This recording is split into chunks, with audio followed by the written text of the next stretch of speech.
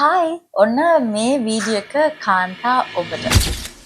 ඉතින් ඔන්න ඔයත් කාන්තාවක් නම් ඉතින් ඔන්න ඔයත් මම හිතනවා මම වගේ ලස්සන වෙන්න කැමති ඇති. හැබැයි මේ කාර්යබහුල ජීවිතේ අපි හැම කෙනෙක්ම මම ඔයා ඉතින් හැම කෙනෙක්ම කාර්යබහුලයි. හැබැයි කාර්යබහුල කාන්තා ඔබ ගැන සැලකිලිමත් වෙන්න ඕන. ඔයාගේ ස්කින් කෙයාර් එක ගැන, ඔයාගේ ස්කින් කෙයාර් රූටින් ගැන, ඒ වගේම ඔයාගේ බියුටි එක ගැන, ඔයාගේ මේ තියෙන ලස්සන තවදුරටත් පරිසම් කරගන්නේ කොහොමද? ඒ වගේම ඒ දේවල් මේන්ටේන් කරගන්නේ කොහොමද කියලා ඔයත් මේ කාර්යබහුල ජීවිතයත් එක්ක වැඩ කරන ගමන් හිතන්න ඕනේ. ඒ ගැන මමත් හිතන්න අරගෙන මට වේලාවක් වෙන් කරගෙන ඔන්න ඉතින් ડોක්ටර් රෂ් ස්කින් ක්ලිනික් එකට ඇවිත් මම මගේ ස්කින් කෙයාර් ගැටලු, ඒ වගේම මගේ ස්කින් එකේ තියෙන ගැටලු, heya මේ හැම දෙයකටම ඇඩ්වයිස් ගන්න ගමන් ඔන්න ඉතින් මේ හැම දෙයක්ම එක්ක මට වෙලාවක් වෙන් කරගත්තා. තාමත් ඔයත් පරක්කු නෑ.